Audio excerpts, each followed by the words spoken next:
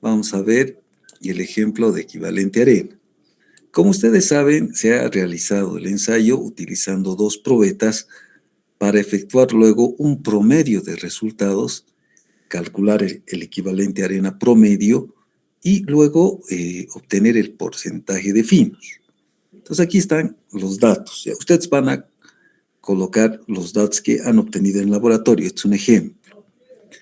Para el graduado 1, dice, lectura en sedimento 2,4 pulgadas, quiere decir en arena 2,4 pulgadas, y la lectura en suspensión 12,5 pulgadas. Bueno, como ya sabemos, el equivalente arena es el cociente, la división de la lectura en sedimento dividido la lectura en suspensión multiplicado por 100. Aquí está.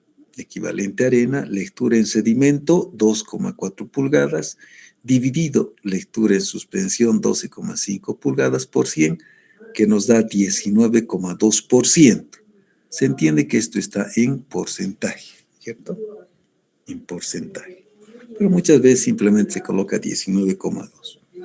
Graduado número 2. Se ha repetido la experiencia, el experimento. Lectura en sedimento, en este caso 2,5 pulgadas. Lectura en suspensión, 12,7 pulgadas. Calculamos el equivalente arena con la probeta 2. Va a ser 2,5 entre 12,7 por 100, que nos daría 19,7, ¿correcto? Listo. Luego vamos a calcular el equivalente arena promedio. ¿Ya? El equivalente arena promedio, que viene a ser la suma de estos dos equivalentes. Claro, aquí también lo expresaremos en porcentaje. La suma de los dos equivalentes arenas correspondientes a la primera, al primer y segundo graduado, dividido 2. Entonces, 19,2, este valor es este, más 19,7, segunda probeta, 19,7 entre 2. Y eso nos da 19,45. Entonces, la norma dice aproxime al 1% superior. De 19,45 al 1% superior sería 20%. ¿Listo? Aquí está, 20%. Listo. Una vez que hemos calculado el equivalente arena promedio, 20%, podemos calcular en el caso de los suelos el porcentaje de finos. Y el porcentaje de finos no es otra cosa, decíamos, que 100% menos el equivalente arena promedio. 100 menos 20, el por ciento sería del 80%. ¿Está bien? Entonces, de esa manera, ustedes simplemente van a realizar estos calculitos con sus datos del graduado 1 y del graduado 2, calculan el equivalente arena promedio y reportan el porcentaje de finos. ¿Está bien? No sé si hay alguna pregunta. Esto tienen que hacerlo con sus datos de laboratorio. Y sabes que bajaron al subsuelo, ¿recuerdan? Han hecho equivalente arena. Entonces, utilizan sus datos de laboratorio. Este es un ejemplo. ¿Ya? Un segundo ejemplo para que quede claro, vamos a ver el calculito de la permeabilidad de un suelo con carga constante. Esto lo hemos conversado la anterior semana, ¿verdad? Entonces vamos a hacer un ejemplo. Dice longitud de la muestra. Esto en realidad están con los datos que van a hacer. ¿Listo? Después les voy a comentar. Longitud de la muestra en el permeámetro L, 21 centímetros. Son datos. Diámetro de la muestra, que es igual al diámetro interior del permeámetro, 6,2 centímetros. Una vez que se tiene la longitud de la muestra y el diámetro de la muestra, vamos a calcular el área transversal de la muestra, que vendría a ser pi, o sea, 3,1416, por el diámetro de la muestra al cuadrado, dividido 4, reemplazando 3,1416, diámetro de la muestra 6,2 centímetros al cuadrado entre 4, que nos daría un área de 30,2 centímetros cuadrados. Bien, la altura de carga, la carga de agua, ha sido fue de 183 centímetros. el otro dato de la experiencia, del experimento, es el volumen colectado, volumen 136,1 centímetros cúbicos. El tiempo en el cual hemos colectado ese volumen, 4 minutos, que equivale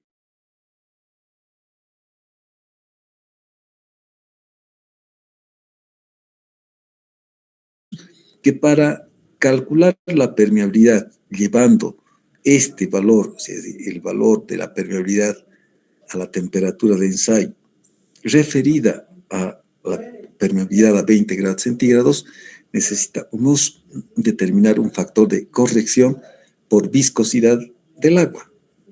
Entonces, vamos a ver la viscosidad dinámica del agua, μ, que en realidad, si recordamos, nos permite medir la resistencia interna del fluido, en este caso del agua, a fluir, y que se expresa habitualmente como nuestra temperatura es 17 grados centígrados, la viscosidad del agua 17 es 1,081 centipoises y a 20, 1,002 centipoises, considerando que vamos a referir posteriormente esa permeabilidad a 20 grados centígrados. Entonces ya tenemos todos los datos. Y con eso vamos a calcular, en principio, la permeabilidad a la temperatura de ensayo, que es igual. Entonces se coloca permeabilidad K, ¿no? A la temperatura de ensayo. La temperatura de ensayo, miren, era 17 grados centígrados. Reportamos, ¿no? A 17 grados centígrados. Fórmula. Ya lo hemos visto en la anterior sesión. Está también en la presentación. Es el volumen colectado por la longitud de la muestra dividido el área transversal de la muestra por la altura de carga y por el tiempo, reemplazando valores, todos los valores que hemos comentado anteriormente, ¿cierto? Ahí están, reemplazando todos esos valores. Volumen 136,1 centímetros cúbicos colectado, longitud de la muestra 21 centímetros, dividido área transversal de la muestra 30,2 centímetros cuadrados, altura de carga 183 centímetros, tiempo de recuperación del agua o tiempo en el cual colectamos el agua, el volumen 240 segundos. Y eso nos va a dar 2.2 por 10 a la menos 3 centímetros por segundo. O bien ya tenemos la permeabilidad a 17 grados centígrados. Calcularemos la permeabilidad a la temperatura, ¿no? No temperatura.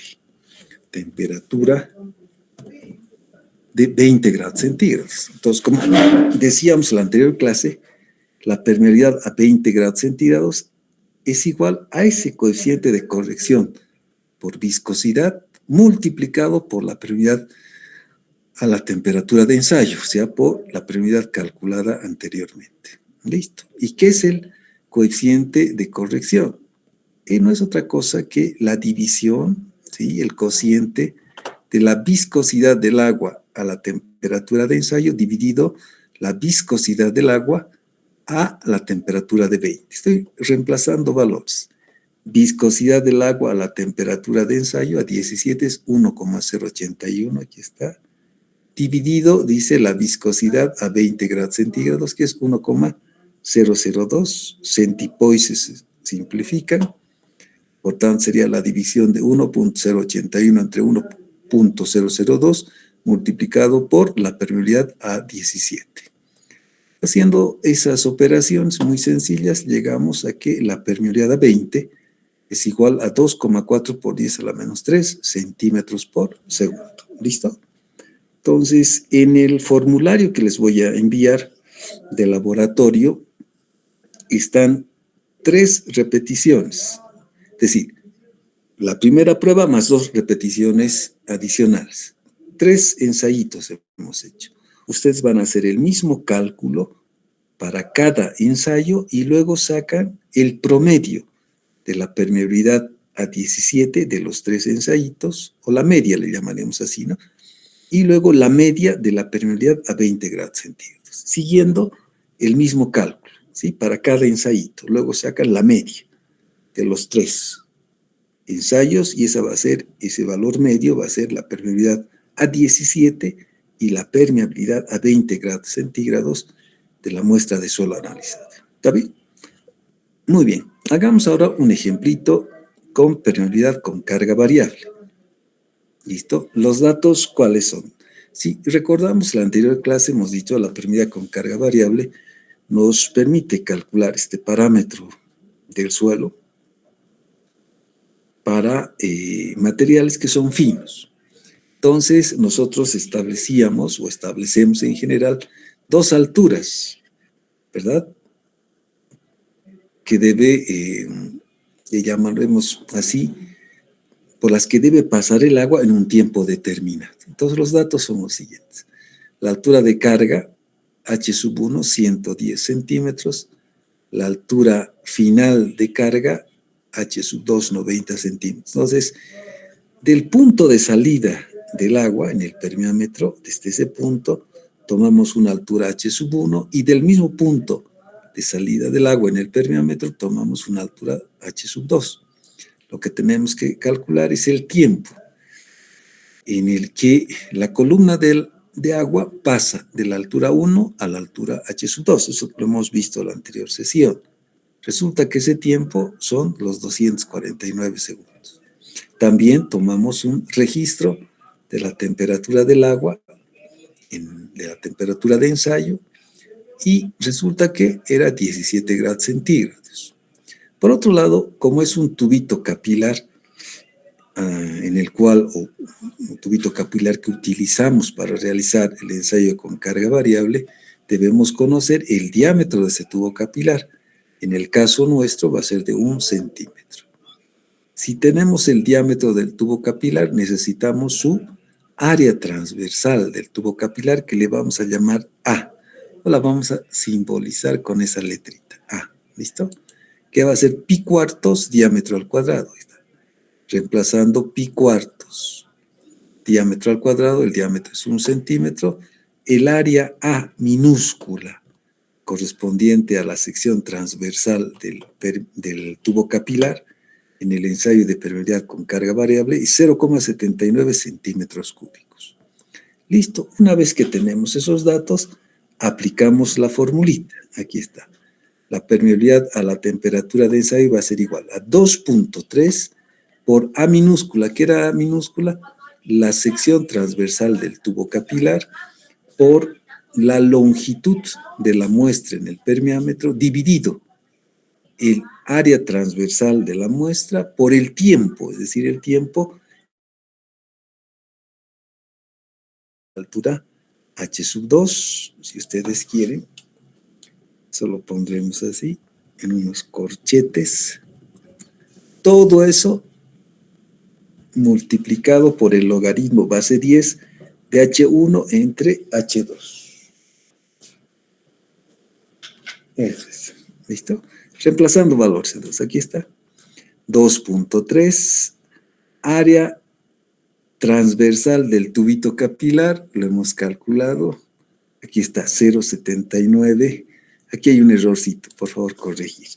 Área transversal, centímetros cuadrados, ¿cierto? Correcto. Centímetros cuadrados, eso es. Por la longitud de la muestra, 21 centímetros, dividido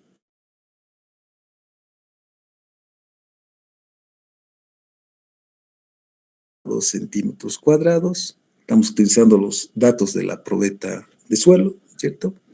Y el tiempo que pasa o que tarda el agua en pasar de H1 a H2, aquí está el tiempo, 2,49, por el logaritmo de la altura H1 entre la altura H2, altura H1 110 centímetros, H2 90 centímetros, centímetros con centímetros se cancela, resultado 4,4 por 10 a la menos 4 centímetros por segundo. Viene a ser la permeabilidad a 17. Si queremos calcular la permeabilidad a 20 grados centígrados, muy fácil, ya lo sabemos.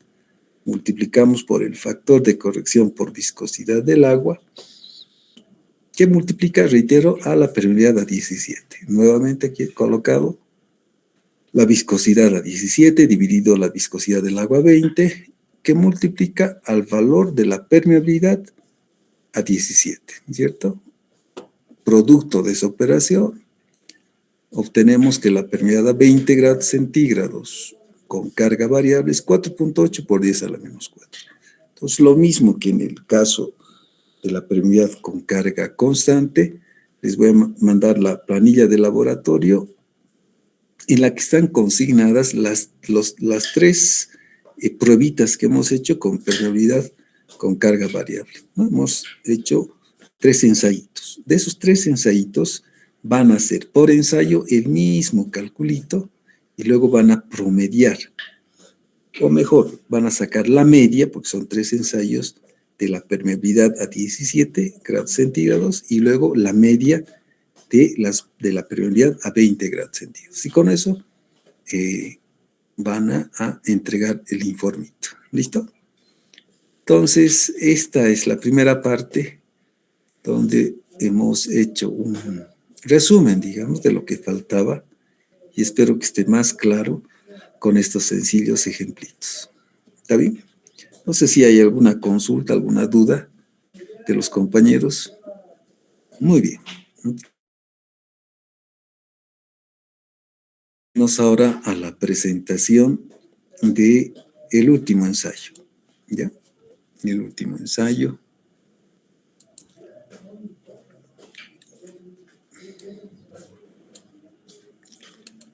Que le hemos llamado ensayo de penetración normal. Así vamos a corregir esto un poquito. Denominado también el SPT. ¿Ya? Estamos con una SPT. Esto es así. STP, no. SPT.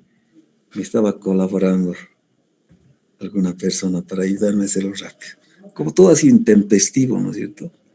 Ustedes saben que ayer han dado una orden de evacuación de los predios universitarios por ese problema tan terrible que había ayer, ¿no? Entonces, el ensayo se denomina el ensayo de penetración normal. Otros le llaman penetración estándar, por sus siglas, ¿no? S de estándar, P de penetration y T de test, ¿no? Ensayo de penetración estándar, eso quiere decir. Standard Penetration Test, ¿listo? Y este es nuestro laboratorio de la materia de SIP 242. Eso es. ¿Correcto? Muy bien, ese ensayito entonces lo vamos a ver. Les voy a mandar todo esto al WhatsApp, ¿correcto? Tanto los ejemplitos como esta última presentación. Iremos charlando entonces. Aspectos generales. A ver.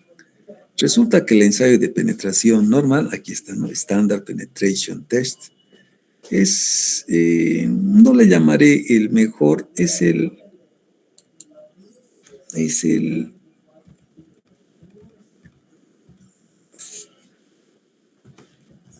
método usual, así le llamaré, existente para estudiar la geotecnia de los estratos de arena principalmente, ¿cierto? Muchos, por ejemplo, colegas se escandalizan, y lo voy a decir así, se escandalizan, especialmente algunos que han hecho maestrías de geotecnia en universidades del interior, ¿verdad? Dicen, ¿cómo ese ensayo no se aplica en arcillas? ¿Que cómo es para arena? ¿Verdad? Sin embargo, dice aquí está, no lo digo yo, lo dice la literatura, puede ser utilizado, dice, con gran aproximación.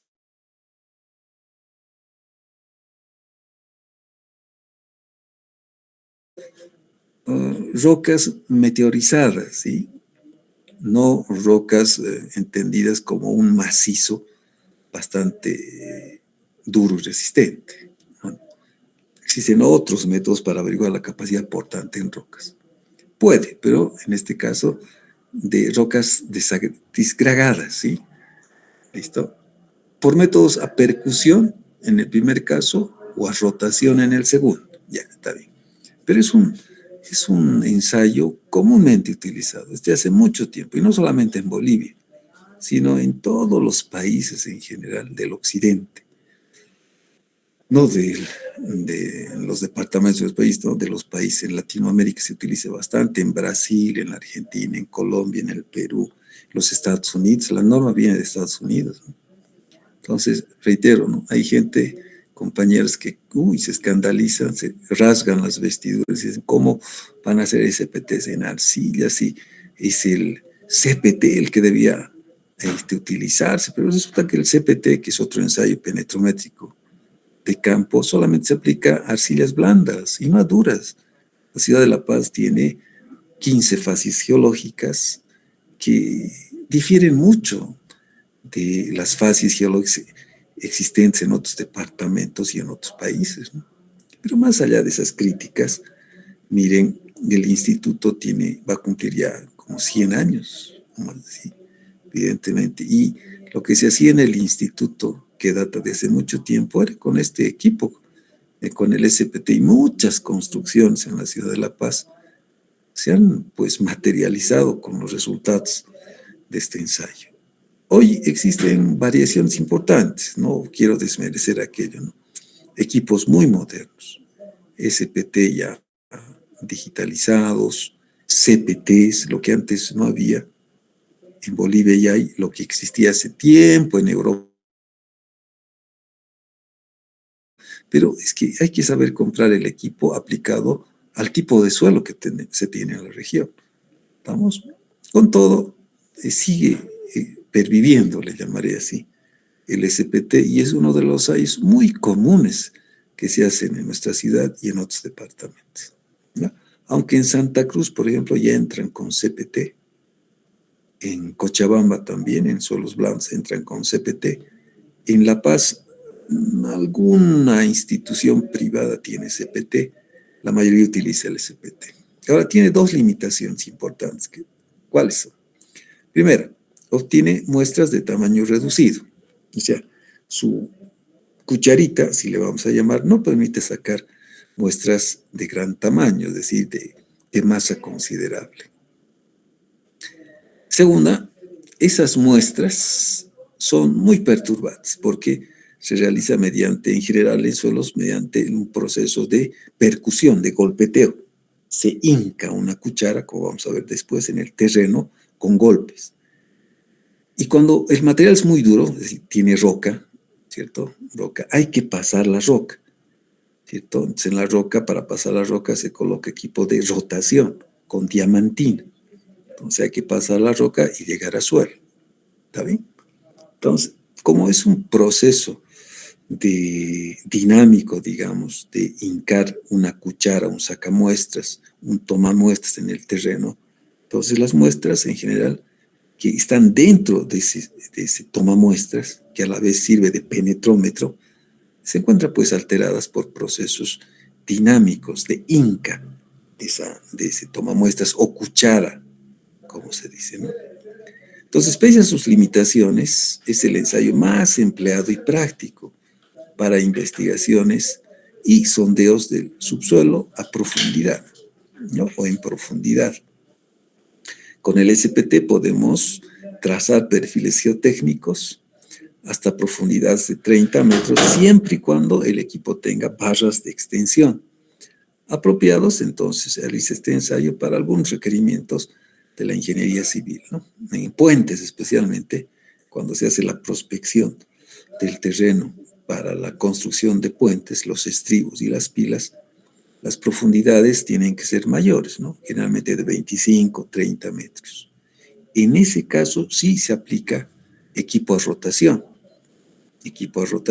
que va profundizando a diferentes niveles la prospección, y de cada nivel se obtienen unos valores N del ensayo SPT y muestras perturbadas para realizar ensayos, como vamos a ver después, que nos permitan, uno, saber el número de golpes. Y si queremos, ¿cierto? Nosotros ya con el conocimiento que se tiene, determinar de manera aproximada la capacidad portante del suelo. La norma dice, usted reporte el valor N, el número de golpes, para cada estrato en la prospección en profundidad que se realiza in situ. ¿De acuerdo? Para viviendas, por ejemplo, y edificios, depende de la magnitud del edificio. De manera muy general, si es una edificación, por ejemplo, de 11 niveles, un edificio de 11 niveles, tendríamos que profundizar la excavación hasta unos 13, 14 metros de profundidad, ¿cierto? Si vamos a construir un edificio, se va a construir un edificio, digamos, de 30 niveles, tendríamos que entrar a 35 metros debajo de la rasante del terreno para tener una idea de cómo está el subsuelo en profundidad, ¿cierto? Encontrar perfiles geológicos, es decir, cambio de materiales, tipología de estratos, caracterización de estratos y ver cuál sería el mejor nivel para la fundación. Entonces, un dato cuantitativo es el hecho de obtener un número de golpes, un índice que se le llama el índice N, que nos orienta en función a la resistencia que opone ese estrato a ser penetrado por un elemento punzante. Ese elemento punzante es una cuchara. Ahora, cuando el suelo es granular, se utiliza punta. Ahí también está una divergencia mortal entre quienes se rasgan las vestiduras, ¿no?, de la cuchara, que tiene que ser de acuerdo a norma, y respecto de lo que otros utilizan con criterio empírico, ¿no? Es una controversia en realidad este ensayito. Habrá que discutirlo, habrá que analizarlo, pero la prueba, la evidencia es que funciona. Bien realizado y bien interpretado funciona. Quizás dirán muchos, no, es que con eso sobredimensionas tus fundaciones. Ya, de acuerdo, pero es tu criterio. Ya emplea otro tipo de procedimientos. Métele tu equipo súper moderno, de acuerdo. Tu problema, tu criterio. Ya, utiliza fórmulas polinómicas, lo que tú quieras. Al final, quien define ese trabajo es el ingeniero con su criterio, ¿verdad?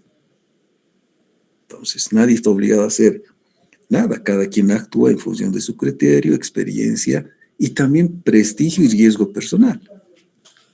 Así nomás es. Bien, seguiremos a ver. ¿Cuáles son las normas que rigen el ensayo? La norma CTM 1586, que es muy antigua, la del 77, la del 2019, la que tenemos, y la ASHTO del 206, que sigue siendo del año 206. Estas normas cada vez van modificándose, pero en esencia no cambian mucho. Y también puede ser del año 2019, y hay creo del 2023. Entonces las normas en general ACTM de 1586 o la ASHTO de 206, la más moderna que puedan conseguir, es la normita o las normas orientativas de todo el procedimiento, incluido el equipamiento que se necesita, se requiere para realizar el ensayo. Entonces aquí dice, ¿no? Esas normas especifican los requerimientos técnicos básicos para la ejecución de este ensayo, sea percusión, a rotación. Entonces se va a comentar aspectos clave o básicos de esta norma. ¿Listo? Esto luego lo voy a mostrar. Es una preparación pues violenta de la presentación. Bien, a ver, ¿qué dicen las normas ACTMD 1586? ¿Y qué dice la norma ASHTO T206? La más reciente que puedan conseguir, no ha cambiado demasiado. Dice método estándar, así se denomina, de acuerdo a las normas, ¿no? Método estándar para la prueba de penetración y obtención de muestras de suelos utilizando un sacamuestras partido. ¿Cuál es la finalidad? Ay, carambolas. ¿Cuál es la finalidad? Este método, dice, describe el procedimiento para efectuar sondeos en un suelo, en un terreno, mediante un sacamuestras partido, a fin o con la finalidad, dice, de obtener muestras representativas de suelos para su identificación y ensayos de laboratorio y disponer, aquí más que tener le ponemos y disponer. Además, un récord un registro, quiere decir, ¿no? Más que récord, un registro de la resistencia que opone el suelo a la penetración del sacamuestras. Y entre paréntesis le vamos a colocar índice N. Así se le llama, el famoso índice.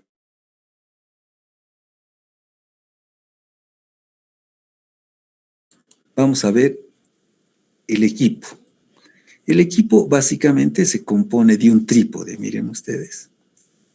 Este equipo lo tenemos en el instituto, teníamos que hacer hoy la experiencia. Un trípode que tiene una especie de polea, el equipo, a través de esa polea, o un malacate también, está unido a un tubulón, tiene una masa de 63,5 kilogramos que debe caer desde una altura de 76 centímetros. En realidad, este es un equipo especial, diferente, pero muy parecido a lo que nosotros tenemos. En realidad, este está representando la masa, es una masa, ¿sí? Y aquí es el tubo guiador, y aquí está lo que se conoce como la cuchara bipartida o el sacamuestras. ¿Listo? Voy a mejorar este modelito de este equipito, porque en realidad, evidentemente, es en un tubulón.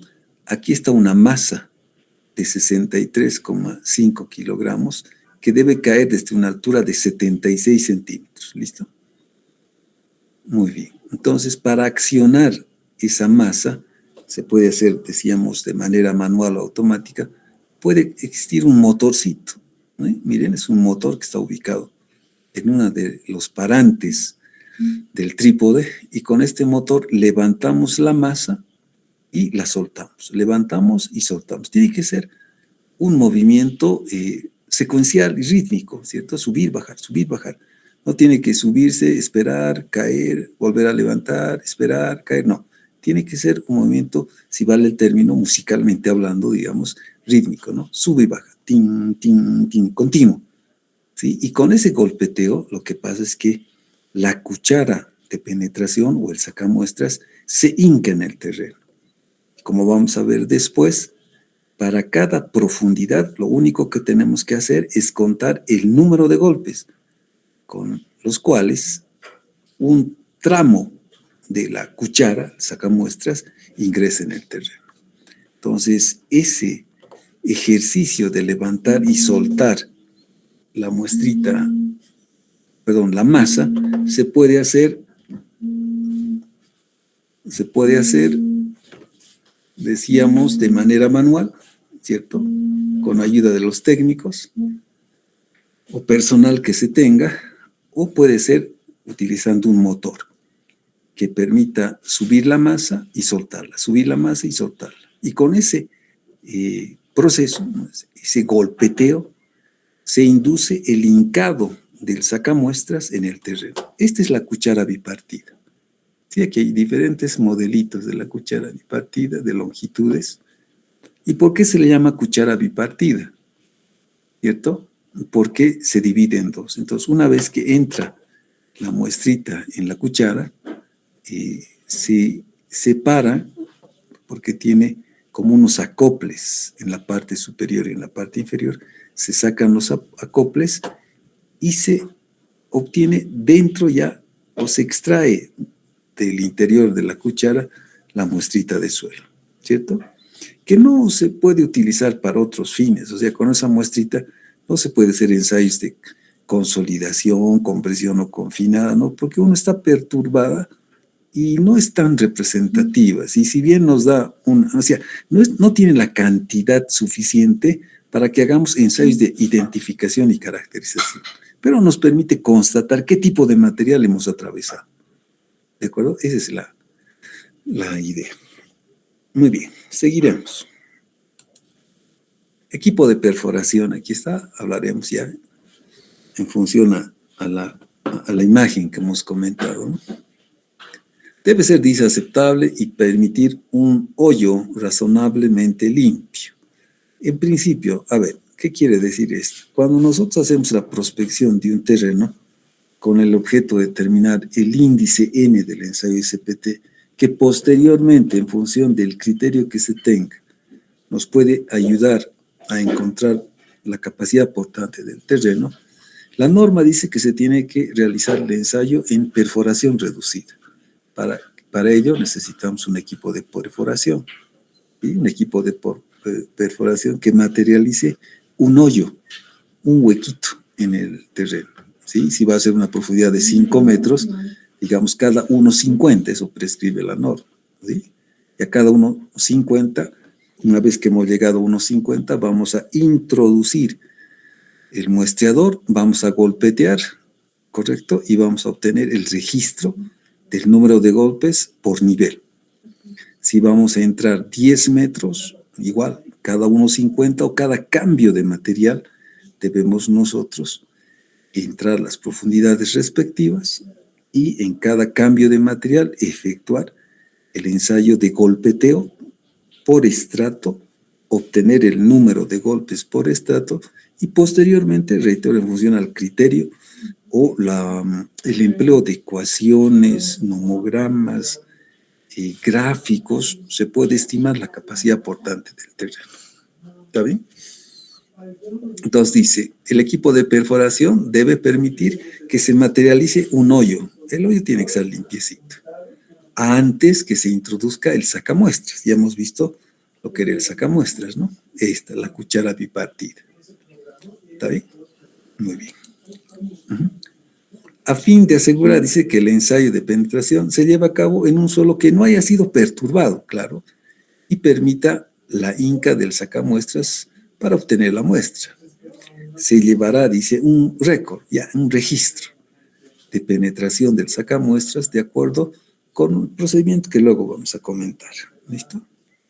Ahora dice, para evitar que el martinete, o sea, la masa de 63,5 kilogramos, produzca latigazos, rechazos, se recomienda, dice, que la barra que se usa en la perforación tenga una rigidez igual o mayor a la barra típica para perforaciones menores a 15 metros de profundidad. A través de la barra, el movimiento rotatorio de la tubería de perforación es transferido del motor al extremo cortante. Bueno, es un poco la descripción del equipo de perforación, ¿ya? Vamos a ver. Hablaremos ahora del sacamuestras partido, el bipartido, ¿no? El sacamuestras, dice, debe ser construido con las dimensiones que se indica en la figura 9.2. En la norma les voy a pasar la figurita, pero en realidad es esta, ¿no? Es la forma y las dimensiones están en la norma, ¿ya? Que les voy a pasar. La punta de la cuchara, dice, debe ser de acero, reemplazable y reparable cuando se haya torcido o, bueno, dentado, ¿sí? Se haya generado algunas abolladuras, producto del hincado. Aquí también nos da algunos detalles de la cabeza del acoplamiento, que debe tener 4 orificios, todos los detalles técnicos del sacamuestras bipartido. Aquí está. La masa, dice, consistirá en un martinete o masa de ¿cuánto? De 63,5, bueno, se ponen 63,6 redondeado, equivalente a 140 libras de peso o de masa, ¿ya? Y con un tubo guía, esa masa debe estar dentro de un tubo guiador que permita la caída libre, dice, de esa masa desde una altura de ¿cuánto? De 76 centímetros. Entonces, como decíamos, ¿no? Antes en nuestro equipito, aquí está, es un tubo guía, aquí va a estar la masa de 63,5, equivalente a 140 libras, que debe caer desde una altura de 76 centímetros, y este golpeteo debe producir la hinca del sacamuestras 45 centímetros, como vamos a ver después, en tramos de 15 centímetros. 15 más 15, 30 más 15, 45 centímetros, ¿correcto? Eso es. Entonces, volviendo a la idea, se necesita una masa de 63,5, 63,6 aquí está, que cae desde una altura de 76 centímetros. Ahora, hay un detalle. Es la energía con la que cae el martinete, ¿cierto? Esa energía con la que cae en general debe ser constante, ¿de acuerdo? Ustedes saben que mg por h es la energía potencial que llegando al nivel bajo de los 76 centímetros se transforma en energía cinética, ¿no es cierto? Entonces, todo ese proceso, la energía debe mantenerse constante. Para el efecto, el tubo guiador no debe estar inclinado, porque si no se perdería energía por fricción. ¿Está bien? Es lo que dice, ¿no? Deberá tenerse cuidado que asegure que la energía del martinete al caer no se reduzca por fricción entre el martinete y el tubo guiador. Equipo misceláneo. Bueno, etiquetas, hojas de campo, frascos para colocar muestras, parafina y demás equipo misceláneo para la ejecución de los sondeos. A ver, seguiremos viendo. Procedimiento. A ver, aquí qué dice el procedimiento. Dice, deberá limpiarse el hoyo, o sea, la perforación, hasta el nivel de muestreo, usando un equipo que garantice que el material cuya muestra se desea obtener no va a ser perturbado durante la operación. Sí, vamos a corregir esa redacción en la presentación que les voy a enviar. ¿Bien? En arenas y limos saturados se debe sacar, dice, lentamente el muestrador que se use a fin de evitar que se suelte el suelo alrededor del hoyo. El agua en el hoyo debe mantenerse a nivel o por encima del agua freática. Sí, es que también se haría sondeos, digamos, en perforaciones con nivel freático. Entonces, el ensayo puede realizarse en perforaciones en el subsuelo que puedan tener o no puedan tener agua, ¿ya? Porque no podemos cambiar esa realidad. Correcto. Ahora dice, cuando se haya alcanzado la profundidad deseada, no debe permitirse inyección de agua a través del sacamuestras de tubo abierto para la obtención de la muestra, claro, porque en ese caso se altera peor la muestra. ¿Está bien? Entonces, el procedimiento es realizar un hoyito, se debe limpiar el hoyo para recién luego introducir el sacamuestras o la cuchara bipartida. ¿No? Dice, con el sacamuestras, no es destacando, descansando, descansando. O directamente así, con el sacamuestras en el fondo del hueco o la perforación, dice, ínquese el sacamuestras haciendo caer, aquí está el procedimiento básico, el martinete de 63,6 kilogramos, 63,5, depende del factor de conversión, equivalente a las 140 libras, desde una altura de 76 centímetros. Hasta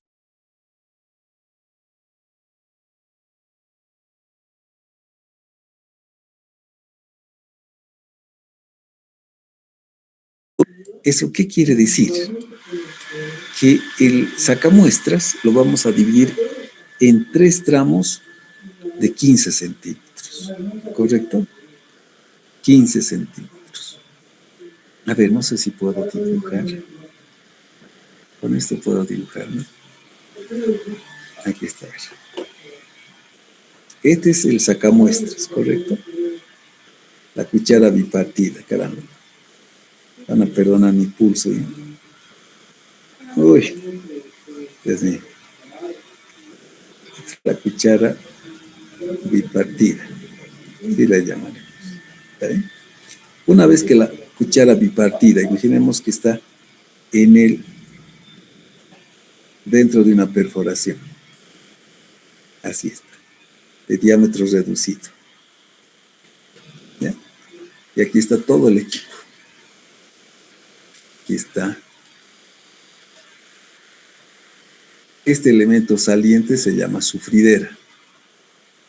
Aquí está el tubo y la masa. ¿Listo? La masa debe caer. ¿Desde qué altura? Debe caer desde una altura de 76 centímetros. Eso. Correcto, ¿no? Muy bien. Listo. Entonces, lo que vamos a hacer es, una vez que se tiene, o previamente, digamos, al colocado del sacamuestras, vamos a establecer 3 tramitos de 15. Cada uno de esos tramitos tiene una alturita de 15 centímetros.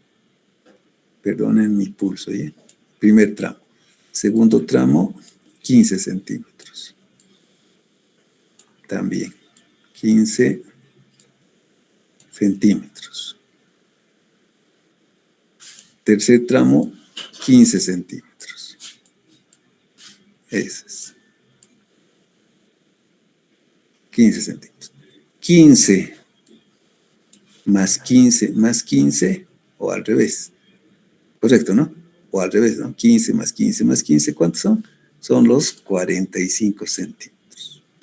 O puede existir, dice, suelos en los cuales este material sea tan compacto que se genere rechazo a la penetración. Entonces puede llegar a un número máximo de 100 golpes, digamos. ¿Eso qué quiere decir? Que ya es un rechazo y el material es absolutamente denso, ¿verdad? Pero en general los suelos se trabajan con esta profundidad de penetración. Existen también suelos en condición muy densa, muy rígida, que dan un número de golpes mayor o iguales a 100. La norma luego un poco particulariza esto a un número de golpes mayor a 50 golpes, para el cual se anota como rechazo, ¿verdad? Si no supera el número de golpes de 50 o más de 50, entonces se trabaja con tramos de 15, 15, 15. Y para cada intervalo simplemente tenemos que registrar, ¿qué cosita? El número de golpes. El número de golpes con los cuales, número de golpes, que nosotros hemos empleado al dejar caer la masa, esta masita 76 centímetros, para introducir cada tramito de 15, ¿correcto? Por ejemplo, a ver, para los primeros 15, para estos primeros 15, digamos que hayan sido 7 golpes. Para los segundos, digamos que hayan sido 16. Y para los últimos, digamos que han sido 22. Es el registro de campo, nada más. Entonces se realiza la perforación en campo, se arma el equipo, el trípode, ¿no? Todo alineado, tubulón, el tubo guiador, quiero decir, la masa que va a moverse a través del tubulón. Si vamos a realizar con un motor que va a levantar la masa o el martinete, bueno, ese motorcito está en uno de los parantes del trípode. Esa masa se une a través de una polea mediante una soga, ¿cierto? Que a su vez se une con una saliente del motor, con un eje del motor. Comienza el ensayo, entonces se levanta la masa y se suelta, se levanta y se suelta, y se va introduciendo, reitero, el sacamuestras en 3 tramos de 15, y para cada 15 centímetros aquí tenemos el registro del número de golpes por tramo. Una vez que se ha hecho, hay que tomar muestra de suelito para realizar ensayos de laboratorio. ¿Qué ensayos básicamente vamos a realizar? El ensayo de granulometría, ¿listo? El ensayo de granulometría. Y luego el otro ensayito que vamos a hacer es el ensayo de límites. Límites de Atterberg. Límites. Si ustedes recuerdan, con los ensayos de granulometría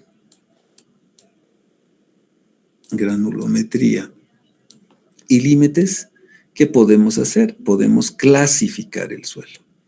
Con eso vamos a clasificar. ¿Estamos? Correcto. Y para el caso del SPT, ¿cierto? Es muy usual utilizar la clasificación SUSCO, del Sistema Unificado de Clasificación de Suelos, ¿correcto? ¿Está bien? Muy bien. Ahora, ¿qué sigue en este detalle que vamos a corregir? Dice, repitas esta operación en intervalos no mayores a 1,5 metros. O sea, cada 1,5 metros, ya en una prospección en el terreno, debemos hacer el huequito e introducir la cucharita bipartida y efectuar el golpeteo en 3 tramos para 3 tramos de 15 centímetros y hacer el registro del número de golpes correspondiente a cada uno de esos 3 tramos. ¿Sí? Entonces dice, repitas esta operación a intervalos no mayores a 1,5, en general es 1,5, o dice cuando el suelo es homogéneo, ¿ya? O dice cada vez que haya cambios de estrato.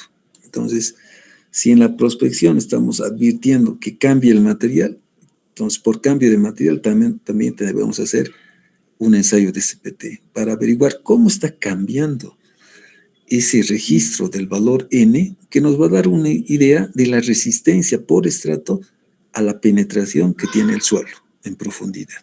¿Está bien? Muy bien, a ver, veremos qué más dice acá. Aquí está. Dice, regístrese el número de golpes cada vez que se introduzcan los 15 centímetros, equivalente a 6 pulgadas del sacamuestras. Ahora, un detalle, miren, esto es importante. Esto es importante. No se toma en cuenta los primeros 15 centímetros. Es el número de golpes para los primeros 15 centímetros, no se toma en cuenta. ¿Por qué? Porque se considera que son para asentar el sacamuestras. Solamente se trabaja para los últimos 30 centímetros. O sea, solamente se consideran el número de golpes para los últimos 30 centímetros. Ejemplo, a ver, se tiene un registro de golpes. Aquí podemos colocar tramo. ¿Ya? Aquí vamos a colocar tramo.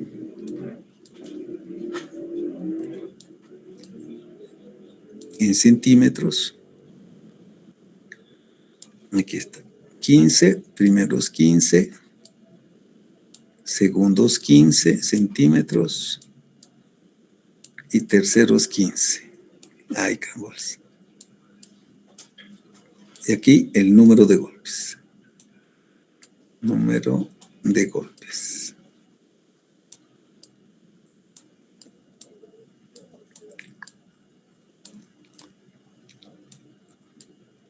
Listo.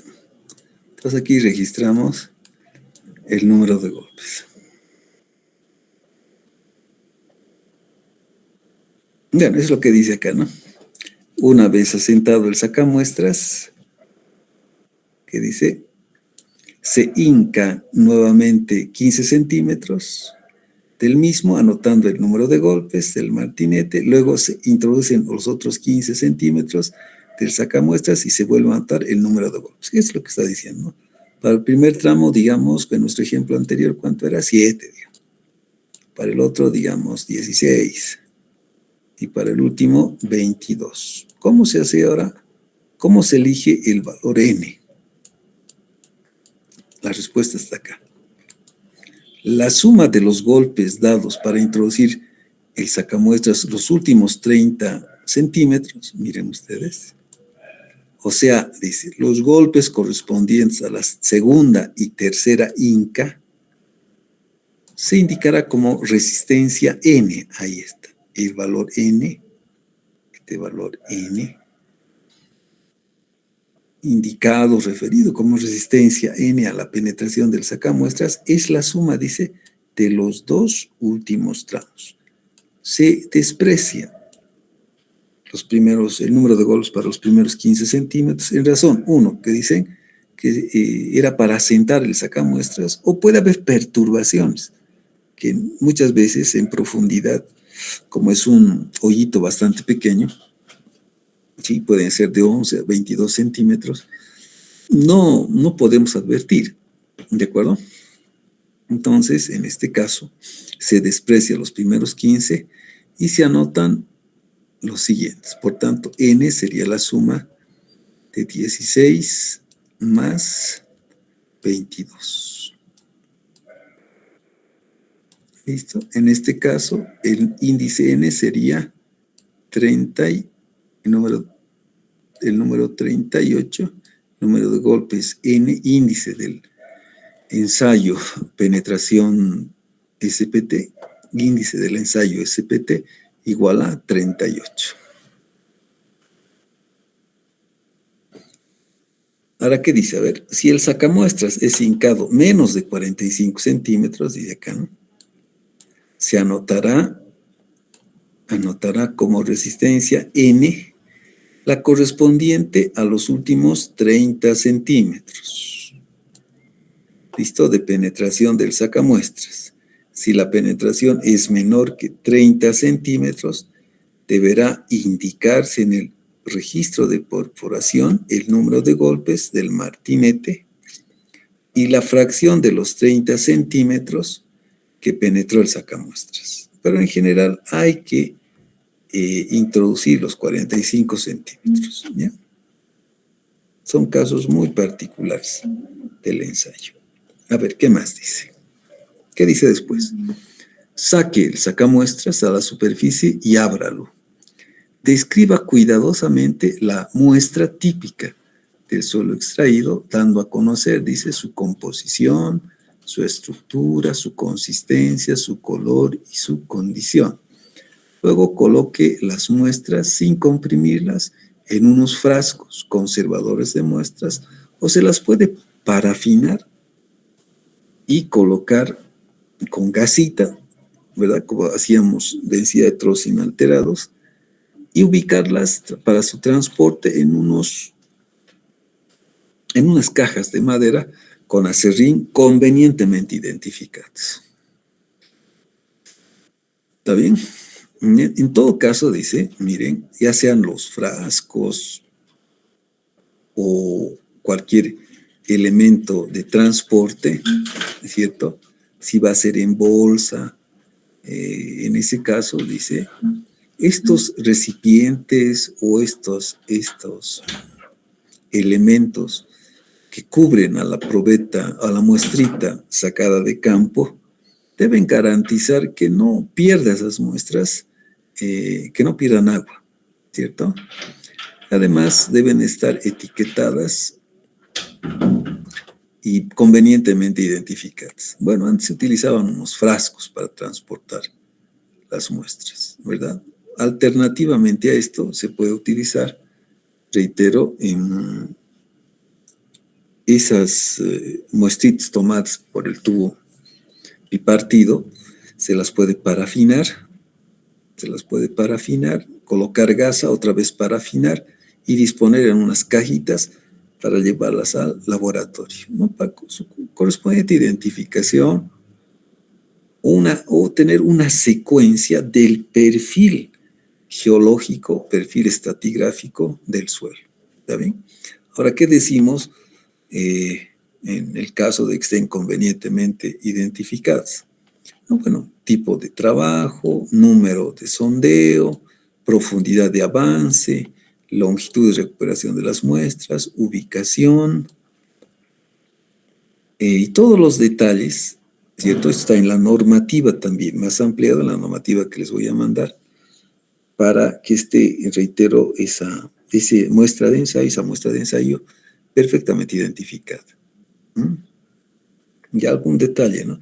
Dice, las muestras deberán ser protegidas de cambios extremos de temperatura. Claro, sin embargo, miren, si nosotros vamos a tomar una muestra adicional para hacer ensayos de granulometría y límites, esas muestras sí no debían estar tan expuestas a cambios de temperatura. ¿Está bien? Pueden desagregarse, no hay problema, ¿sí? Con las muestras adicionales, porque con esas muestras vamos a hacer ensayos de granulometría y límites. Y recordamos, digamos, la granulometría se hace con muestra alterada y los límites también, ¿verdad? Porque solamente son para fines de secuencia del perfil estratigráfico que nos van a servir las muestritas. Con esas muestritas de pequeña longitud y diámetro no podemos hacer ensayos complementarios adicionales. ¿Está bien? Entonces, ese básicamente es el ensayo SPT, recordando, ¿no? Es un ensayo de campo, un ensayo penetrométrico que nos permite obtener un valor N que se llama el índice del ensayo SPT, que es producto del número de golpes con los cuales se hinca una cuchara bipartida en el suelo. ¿Está bien? Ese suelo puede ser arenoso o cualquier tipo de suelo. ¿Está bien? Entonces, para calcular el índice N del ensayo SPT, el tubo muestreador se divide en 3 tramos de 15 centímetros. Y una vez hecha la perforación, se ubica la cuchara bipartida al nivel de ensayo, a la profundidad requerida del ensayo. Establecidos los 3 tramos de 15, se empieza a accionar el motor o manualmente, que es un caso ya un poco, digamos, de la experiencia antigua. Se utilizan motores. Entonces, ese motor levanta la masa 76 centímetros, la suelta, vuelve a levantar y la suelta, ¿no? Ejerciendo, digamos, un movimiento dinámico que permite que con ese golpeteo la cuchara bipartida entre 3 tramos de 15. Y para cada tramo de 15 centímetros se registra el número de golpes. En general, el número de golpes correspondiente al primer tramo se desprecia, no se toma en cuenta por efectos de asentamiento de la cuchara. ¿Asentamiento en qué sentido? En que se asienta la cuchara, ¿verdad? Se acomoda, no de deformación, se acomoda. Y por el otro lado, que también puede estar ese nivel de alguna manera perturbado y solamente se toman en cuenta los últimos 15 centímetros, los dos últimos tramos de 15 centímetros, vale decir, se suma el número de golpes correspondientes al segundo tramo de 15 y al tercer tramo de 15. La suma de esos dos valores nos va a dar el índice del ensayo SPT. Ahora, hay valores de corrección del índice SPT, ¿cierto? Entonces, este valor N de campo se corrige por un valor N60 para suelos finos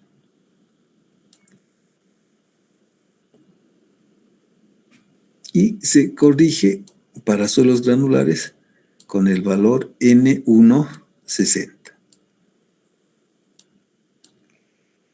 ¿Ya? 1,60. Esto es para suelos finos.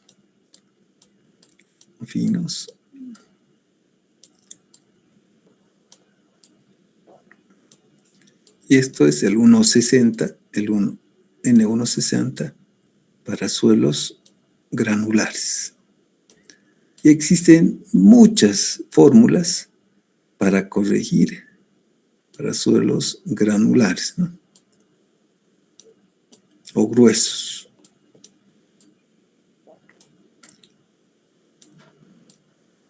Existen formulitas para calcular en función al N, el N60 o el N160, con los cuales se entran con estos valores a correlaciones geotécnicas que nos permiten, además, digamos, predecir otras propiedades del suelo. Es por eso, digamos, la gran popularidad del ensayo SPT, porque en función a este índice que es tan sencillo de calcularlo, ¿sí? Pero también sencillamente de equivocarse, podemos nosotros intuir algunas propiedades de ese suelo en función a fórmulas.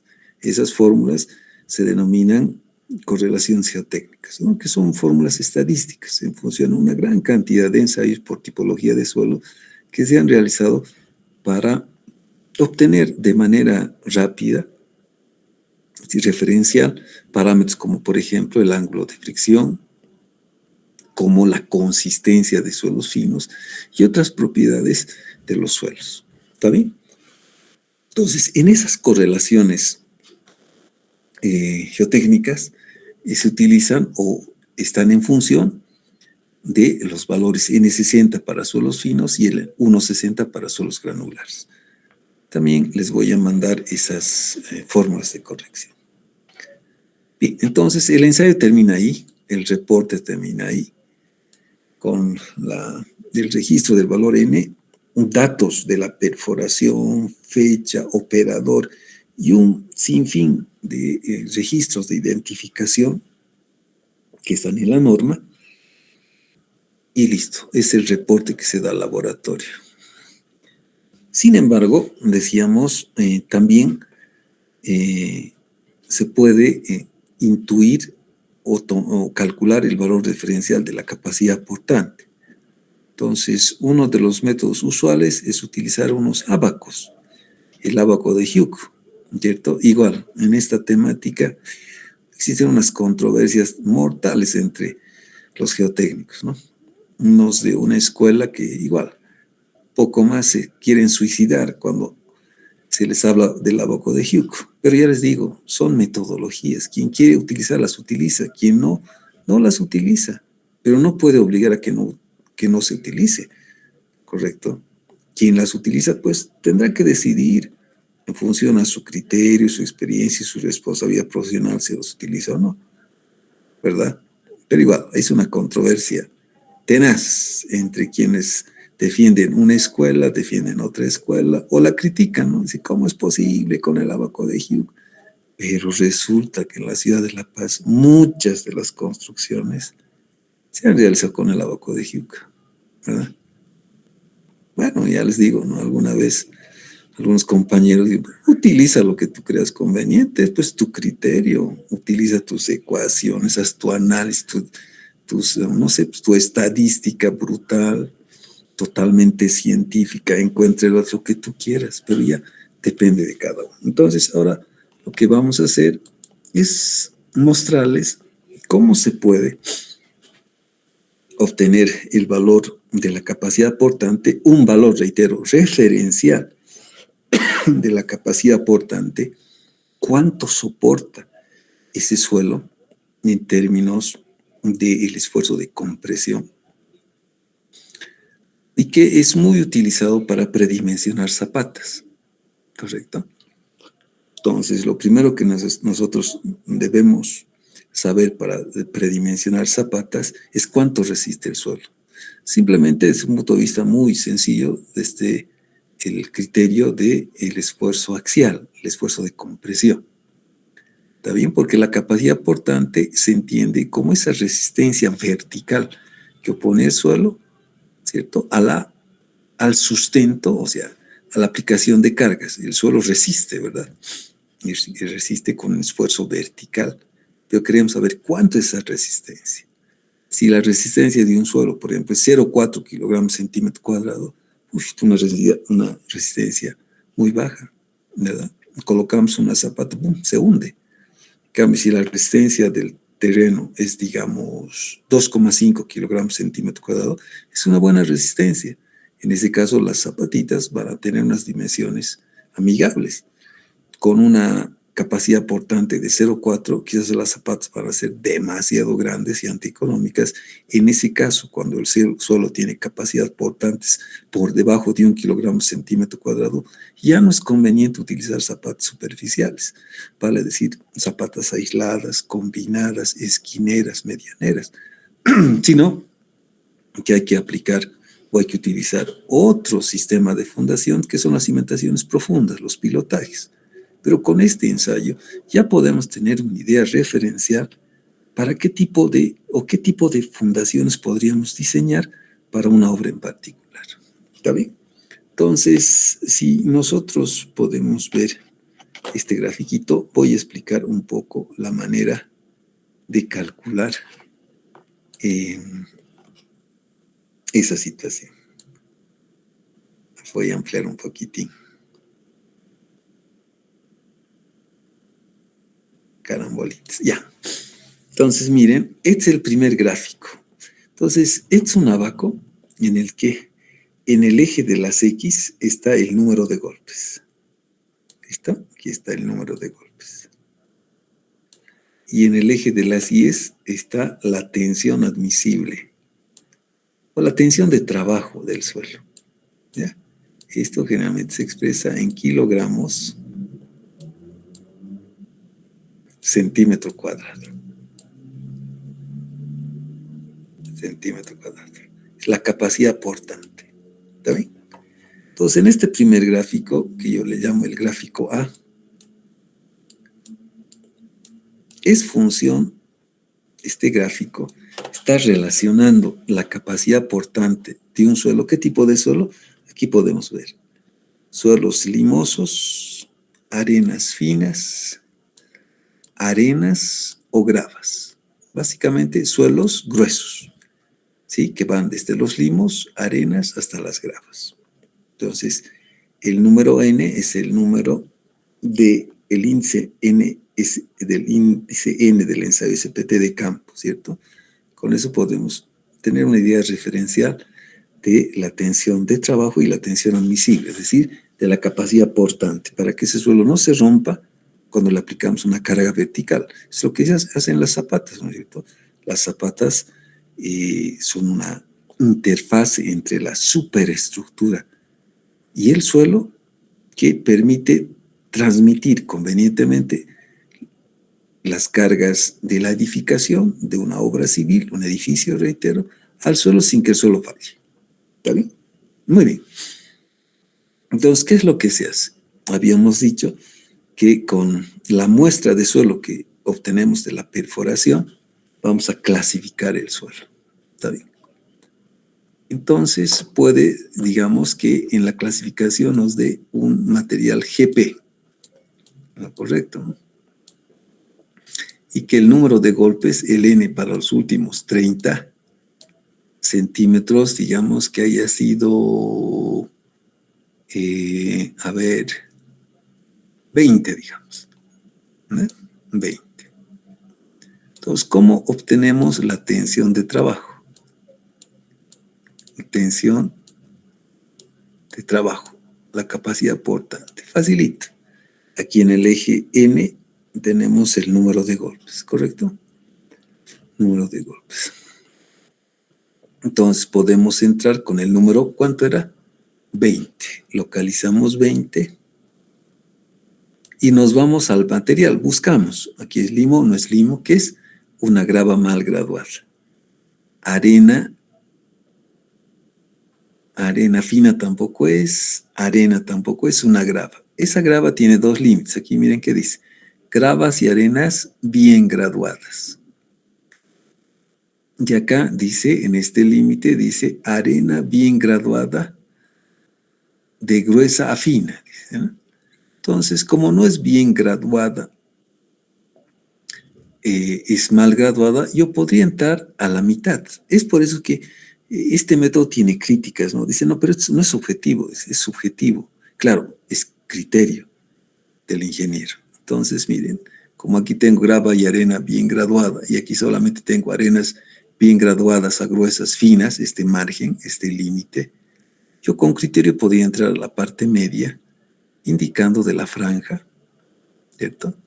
Acá, así, indicando que para mí la parte media me representa mis gravas mal graduadas, ¿ya?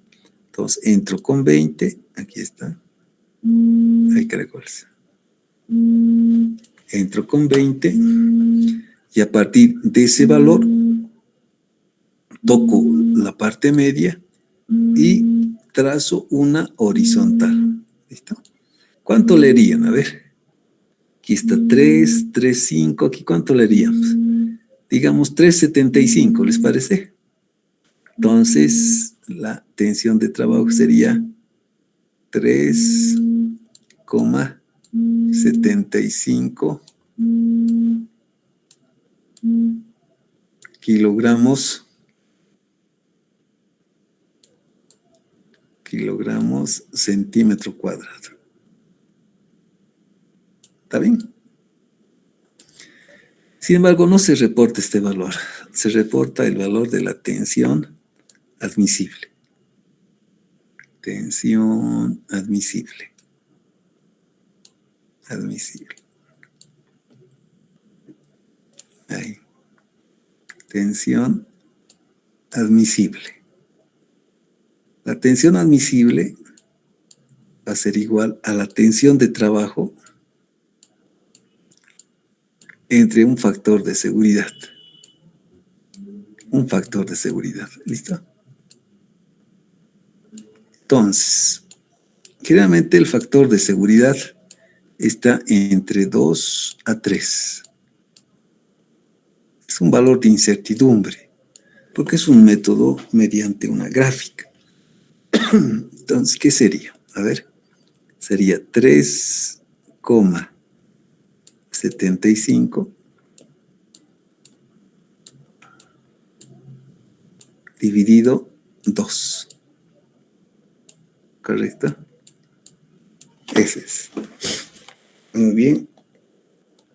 3,75 dividido 2 nos daría 1,87. 1,87,5. Ya, 1,87. 1,88. 1,88. Bien, bien capo. Ya, 1,88. Kilogramos centímetro cuadrado. ¿Está bien? ¿No? Entonces, esta es la capacidad portante de ese suelo, en este caso de una grava mal graduada. Pero ya les digo, aquí es un poco a criterio, ¿cierto? Evidentemente se conoce el número de golpes, pero ¿dónde entramos? Y se está escuchando, ¿verdad? ¿Están todavía ahí? No sé si me pueden confirmar, por favor. Se escucha, Inge. Hola, hola, jóvenes. Se escucha, ingeniero. Se escucha, ingeniero. ¿Están escuchando, jóvenes?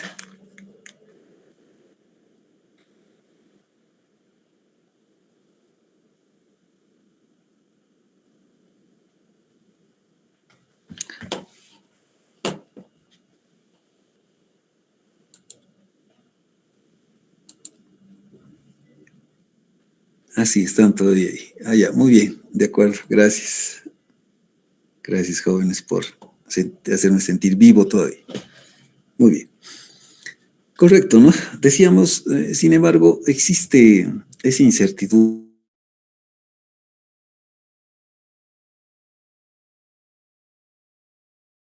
Entonces, se ha desarrollado la experiencia en el instituto, no la mía, ¿no? De mi profesor Máximo Ballester Bullaín, un gran ingeniero antiguo. No sé si a él también le han enseñado. Resulta que eso no han enseñado a muchos, ¿no? Pero yo les voy a transmitir ese conocimiento ahora. Una ponderación granulométrica, ¿ya? Una ponderación granulométrica, así es. ¿Correcto? Vamos a ver. Eso vamos a ver ahora. Voy a tomar este borrador y voy a borrar estito, ¿ya? Voy a borrar para que no se confunda.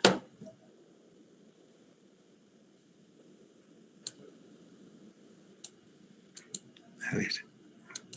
Eso es. Voy a borrar estito.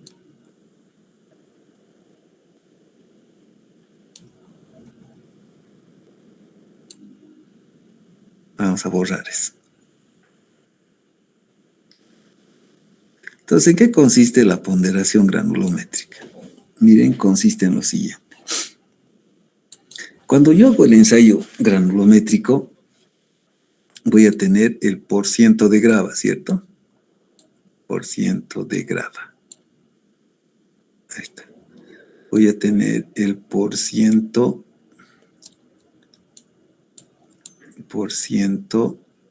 de arena. ¿Está bien? Eso es. Y voy a tener el porciento, ay carambolas, de finos. Eso es.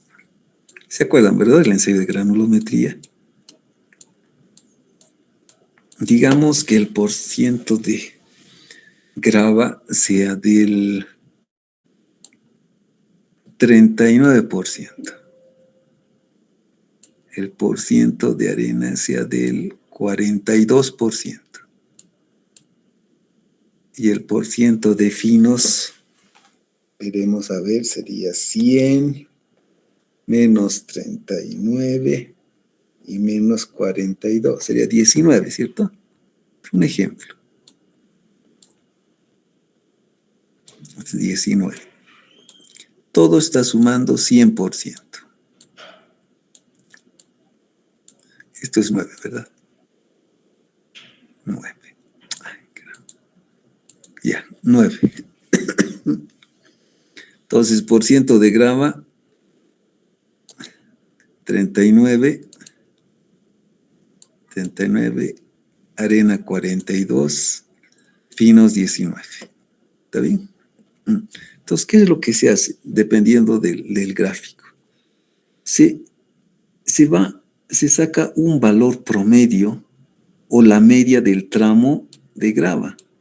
Miren, más o menos, aquí tengo 1, 2, ¿qué quiero decir? Esto es 1, 2, 3, 4, 5, 6 y 7. ¿Estamos? Ya, miren, ¿cuánto es este valor? A ver, ahí denme. ¿Y cuánto es este valor? ¿Cuánto es este valor? A la escala más o menos, a ver. Aquí tengo, esto es 4. A ver, veamos. 1, 2, 3, 4. 4, 4, 4, ¿verdad? Esto es 5. Aquí tendría 5,5. Esto es 6. Esto sería 6,5, ¿verdad? Esto es, miren, esta rayita. Ayúdenme por favor a ver ustedes. Esto es 6,5. Esta raya, a ver, ayúdenme. ¿Estamos de acuerdo, no? Esto es 1, esto es 2, esto es 3, esto es 4. 4 de aquí hay 5. ¿Estamos correctos? 5, esto es 6. Esto es 6,5 y esto es 7. ¿Estamos correctos, no? Pídeme con esa precisión. Cuidado, me estoy confundiendo. Entonces, de 6 a 6,5, ¿cuánto sería este valorcito? ¿Cuánto le dan? A ver, aquí es 6 a 6,5. Para mí es un 6,3 más o menos. 6,3. 6,3. A ver, ustedes me ayudan, me verifican, ¿correcto? ¿Y cuánto es este otro extremo? Este valorcito, este. ¿Cuánto es? Si aquí es 5, ¿verdad? Aquí es 5,5. Igual creo, ¿no? Sí, 5,3. 5, a ver, si es 5, 5,5. ¿Qué estaría? 5,25. 5,3. Ustedes lo van a hacer con cierta precisión. Bien. Entonces hay que sacar el valor de la parte media. Este valorcito. De este valorcito. Su parte media. A ver si es 6,3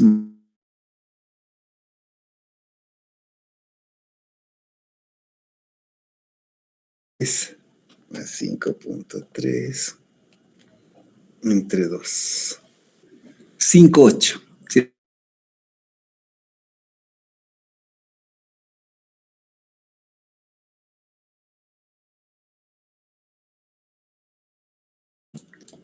¿Se comprende, verdad? Ya. Lo mismo haremos para las arenas.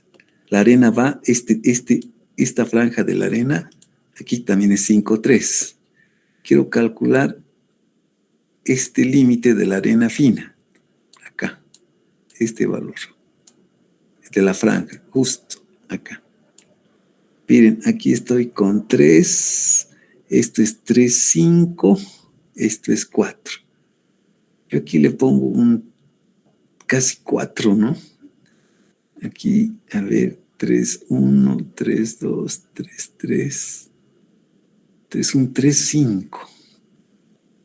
3,5, no. No, ver, este es 3,5. Aquí yo le daría un 3,37, digamos. Ustedes lo van a hacer con cuidado. A ver, veamos. Quiero hallar este punto. Esto es 3, aquí está 4, aquí está 4,5. Perdón, aquí está 3,5, ¿no?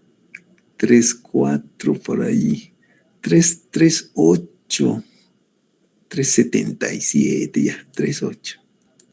Digamos. ¿Listo?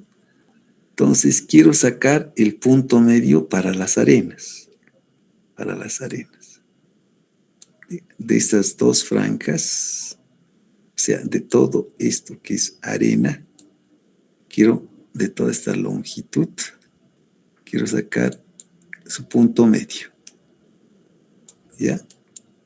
Entonces, esto, a ver, veremos. 5,3, 5,3 más 3,8 entre 2, 4,5. 4,55. Ya. Ustedes pueden refinar este valor. 4,55. Listo, le voy a colocar también en circulito. Y finalmente del limo. Este es el limo, ¿verdad? Esto es el limo, que son los finos. Este valor es 3,8. Quiero sacar este valor extremo de la franja. Aquí tengo 2, aquí tengo 3, esto es 2,5, ya, 2,25 yo veo. 2,25 acá. 2,25, correcto. 2,25. La mitad, un ratito, entre 3,8 y esto es 2,25. La mitad debe estar por ahí, ¿listo? Ay, caramba. Después. Traicionando.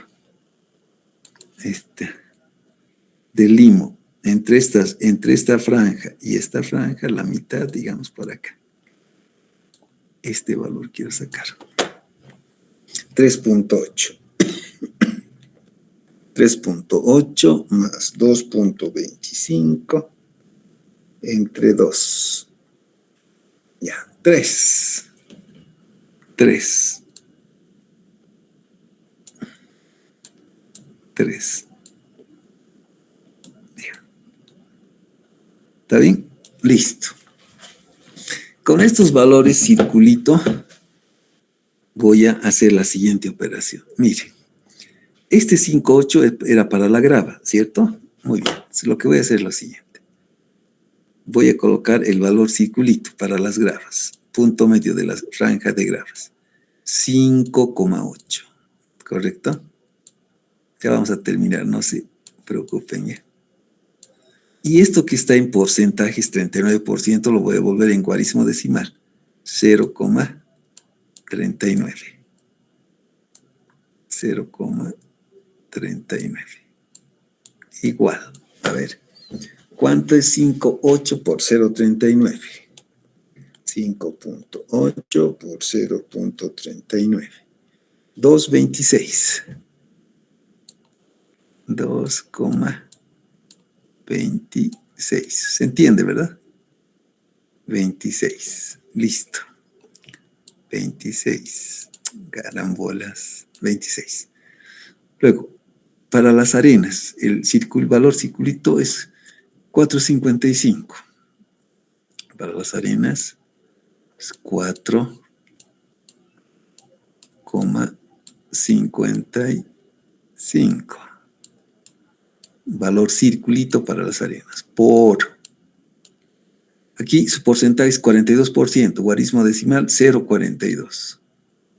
0,42. Ya, entonces multiplicaremos, a ver. 4,55 por 0,42. 1,91. 1,91. ¿Está bien? Y finalmente, para los finos, valor medio 3. Valor circulito. 3 por porcentaje de finos. ¿Cuánto es? 19.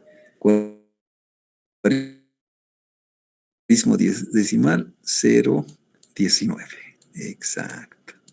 Igual. 3 por 0,19. 0,19. 0,57. 0,57. Voy a sumar los tres valores. Suma. Esa suma, ¿cuánto me va a dar? 2,26 más 1,91. Carambol, me quiero resfriar. 1,91 más 0,57. 0,57. 4,74. 4,74. 4,74. ¿Estamos? Listo. Voy a borrar esta partecita. Estas lineecitas. ¿Ya? Y los valores circulitos están ahí. Miren, aquí dice 4,74. Con este valor, ese valor de 4,74, quizás con otro colorcito, a ver, con el bolívar, a ver. Con el valor de 4,74 voy a entrar a este eje. Aquí está 4, aquí está 4,5. Por aquí está el 4,74. 4,74. ¿Está bien? Listo. Y a partir de este punto, del 4,74, voy a trazar una paralela a la curvita más próxima, digamos a esta, ¿ya? Voy a trazar esta curvita.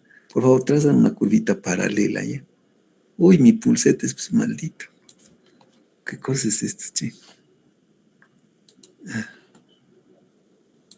A ver, lo que quiero hacer es trazar una paralela.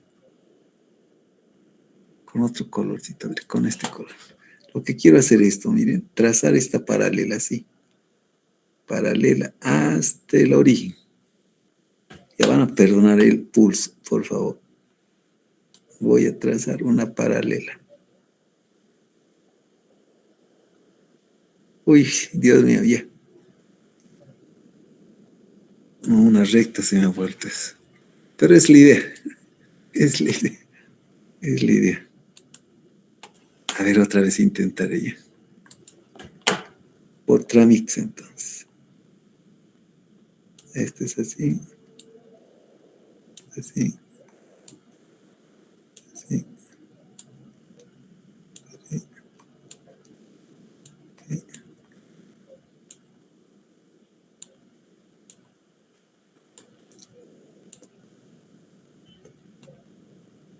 Estoy trazando una paralela a la franjita inferior, ¿ya? Hasta el origen.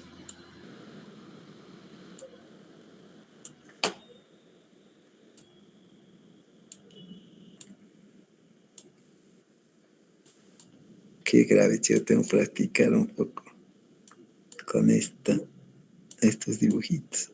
Ya, digamos, está ahí. Esta, miren ustedes, esta es paralela a esta, ¿de acuerdo? Ya, hemos encontrado la paralela. He partido del número 474, que era esto, mi ponderación granulométrica. Ahora entro con el número de golpes. ¿Listo? Del número de golpes. 20. Entro con 20. Y a ver con otro colorcito. El tigre está.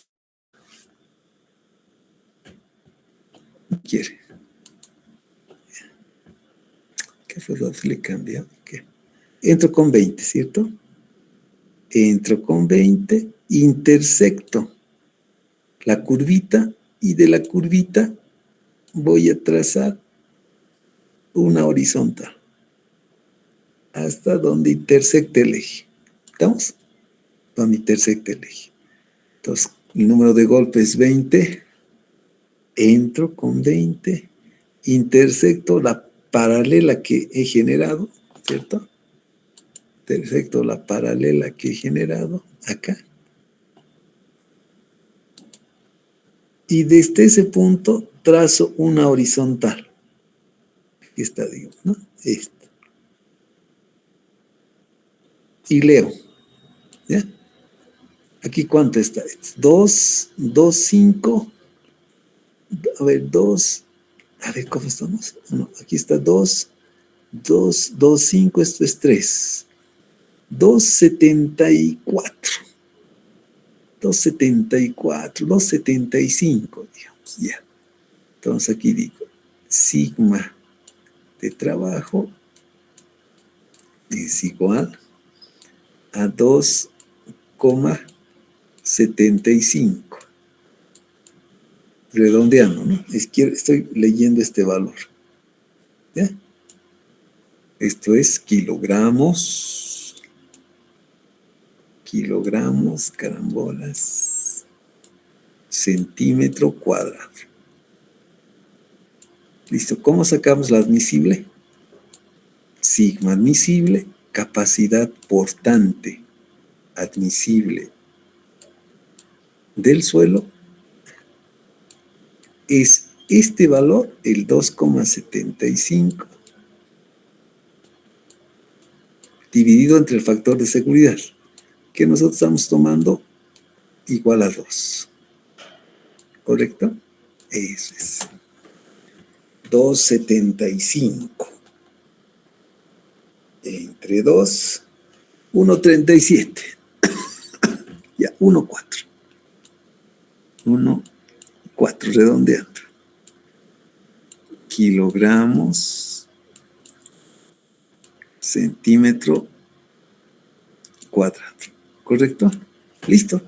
Este sería el valor referencial indicativo de prediseño de la tensión admisible del terreno. ¿Cuánto soporta? Y con base en este valor predimensionaríamos, ¿sí?, las dimensiones, reitero, de una zapatita aislada, digamos, o una combinadita, depende, ¿no? ¿Listo? De esa manera. Muy bien. Ahora, ¿qué pasa en el caso? Ya lo último.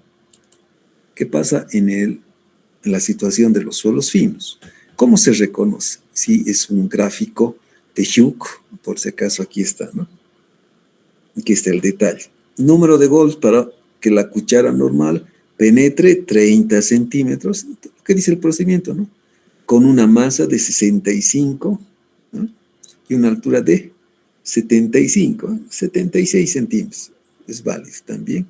Según B.K. Hughes, dice en su texto Basic Soil Engineering, ¿no?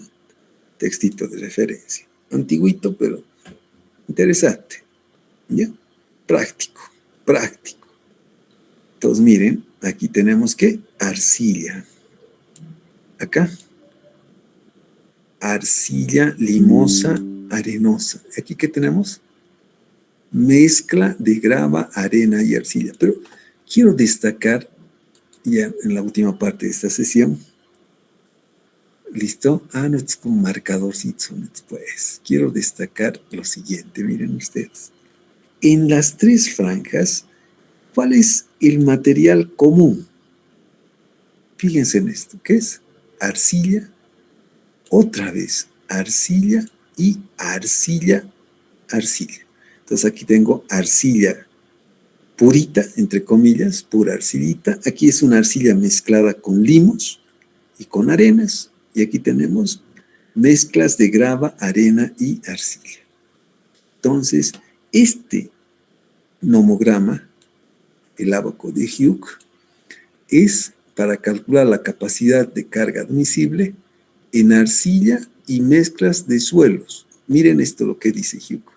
Son valores probables, valores indicativos. Por tanto, no hay que rasgarse las vestiduras, quererse suicidar no sé dónde, ¿verdad? Como el ábaco de Hughes, que es un despropósito, es una herejía. No, para nada. Mi criterio, usted utiliza su criterio, no lo sé, pero es mi criterio referencial, de dónde yo parto, que luego lo puedo verificar. Lo puedo verificar con fórmulas polinómicas, equipos automatizados, lo que usted quiera, pero tengo que partir de algo. ¿Listo? Muy bien. Por tanto, no se suicide. Si quiere hacerlo mejor, ¿no? Menos un criticón, está bien. Bueno, no es así. Correcto. Entonces, de aquí, ¿qué tenemos que hacer? Nuevamente, clasificar el suelo. ¿Estamos? Por ejemplo, a ver, ¿qué tal si en la clasificación nos da este suelo? CL, ML. ML. ¿Qué tipo de suelo es? Una arcilla limosa de baja plasticidad, ¿correcto? ¿A qué franja entraríamos? Aquí está, miren ustedes. Arcilla limosa. ¿Está bien? Listo. ¿Y qué tal si el número de golpes en esta arcillita, un suelo fino, nos haya dado, digamos, 15? O ya, 17. ¿Listo? ¿Qué hacemos? Fácil. Primero hemos localizado el tipo de material correspondiente a la segunda franja porque es una arcilla limosa de baja plasticidad. Esta franja dice arcilla limosa, ¿correcto? El número de golpes es 17. Aquí está, 15, 16, 17. No, ¿cómo es? 15, 16. Aquí está el 20. 15, 16, 17, 18, 19, 20. 15, 16, 17, digamos, acá ya. Aquí está. Entro a la parte media. Aquí no puedo hacer no puedo hacer, digamos, una compensación granulométrica. Directo a la parte media de la franja de arcilla limosa. Y a partir de ese punto, ¿cierto? Aquí he entrado con 17. Listo. Y a partir de este puntito, ¡zas! Una horizontal. ¿Está bien? ¿Cuánto leen? Aquí está 2, 5. Ay, caracoles. 2,75. 2,76. 2,76. ¿No? ¿Estamos? Listo. 2,76. Tensión de trabajo. 2,76. 2,76 kilogramos.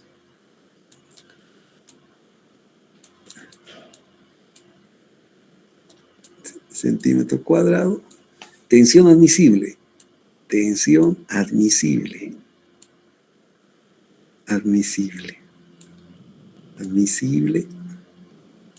Va a ser la tensión de trabajo 2,76. 2,76 dividido 2. ¿Está?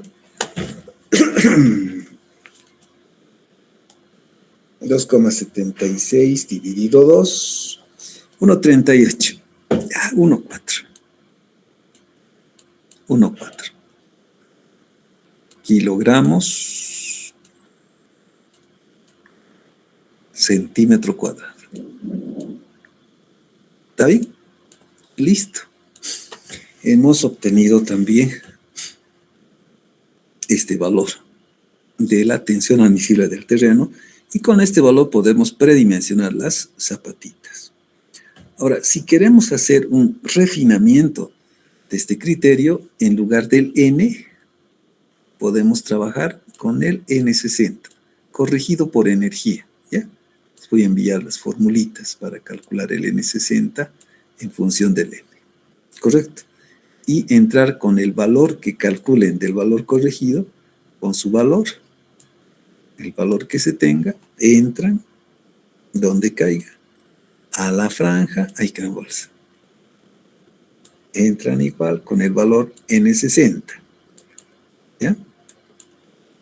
Igual que hemos hecho eso, lugar de N, pero con un valor más refinadito, con el N60 corregido por energía, por algunas características del equipo, y con eso pueden refinar el valorcito de la tensión admisible. Reitero, como lo decía el profesor Hugh, ¿no?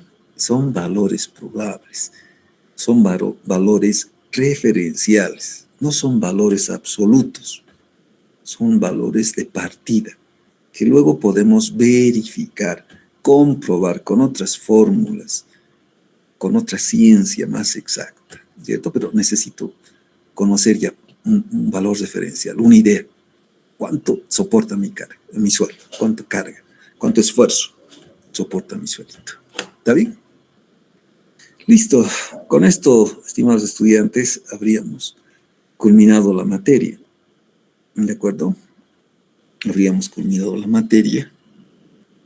Les voy a enviar todo el material de esta última sesión, la parte de los ejemplos, y luego voy a pulir la presentacióncita. Ustedes sabían, ¿verdad?, que el día de ayer han debido leer. Había un comunicado pasado mediodía que había que evacuar la universidad. Hemos evacuado, evidentemente, pero hoy había teletrabajo. Sin embargo, nosotros teníamos muestras que tallar y colocar a los equipos. O sea, hemos ido nomás, por suerte nos han dejado de entrar. Y en ese interín hemos hecho, con la ayuda de un auxiliar, ayer hemos hecho esta pequeña presentación,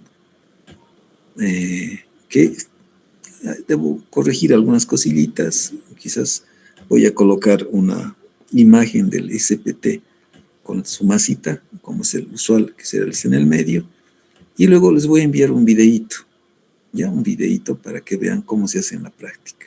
Nacional, sí, caserito, con el Renecito y el Freddy. No hemos podido filmar o no han podido filmar porque es muy difícil, ha sido muy difícil ingresar esta mañana.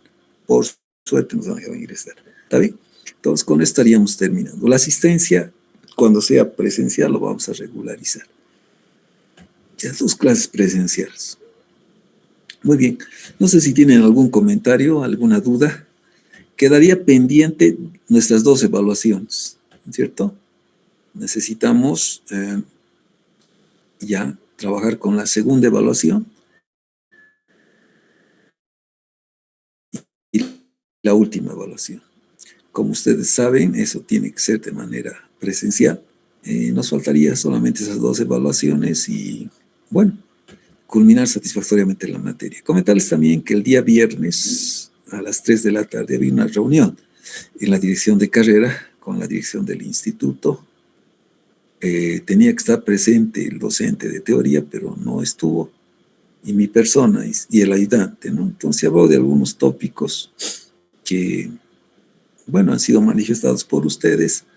Ha habido la contraparte del ayudante, pero en definitiva se ha quedado en que se deben ajustar algunas cosillas para que este proceso que se denomina enseñanza-aprendizaje, bueno, al menos esté siguiendo una ruta normal, ¿no? Tanto de mi parte, del docente de teoría, que reitero estaba, que no había asistido, que no estaba presente, y del ayudante. Entonces, ese fue el compromiso de todos, de seguir trabajando, cada vez mejorando. Siempre hay errores, entendemos, pero la idea es siempre ir mejorando, ¿no? El proceso de gestión de la calidad busca la mejora continua. Entonces, igual, yo también tengo algunas cosillas que debo mejorar, y todo es un proceso, ¿verdad? Un proceso continuo de adecuación y mejoramiento.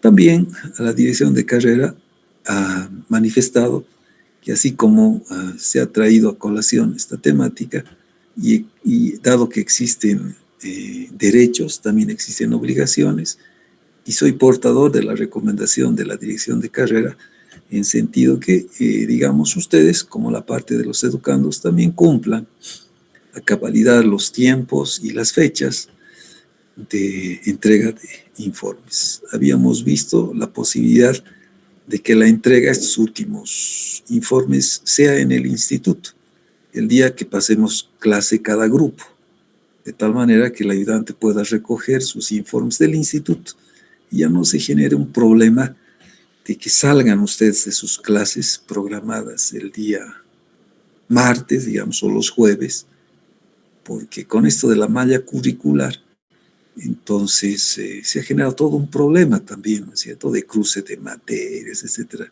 que está en mesa también, que debe ser resuelta por las instancias de dirección de la carrera, ¿verdad? Entonces, tentativamente hemos quedado a salvar esto para definir entregas en el instituto hasta cierta hora, ¿no? Y luego al día siguiente o después de esa hora, el ayudante recoja sus prácticas y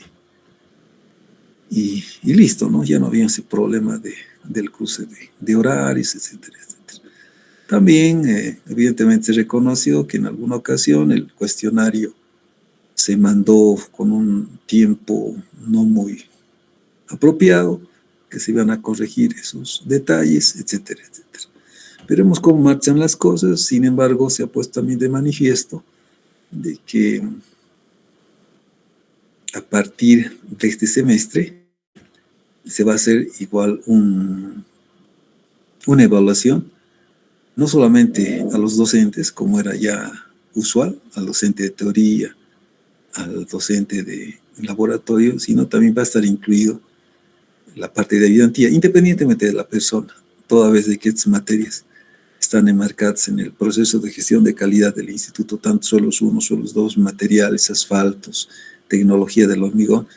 En el caso especial de suelos, la evaluación también va a ser realizada a quien desempeñe el cargo de ayudante para tener una idea global y si existe algún sesgo, digamos, se pueda ahí evidenciar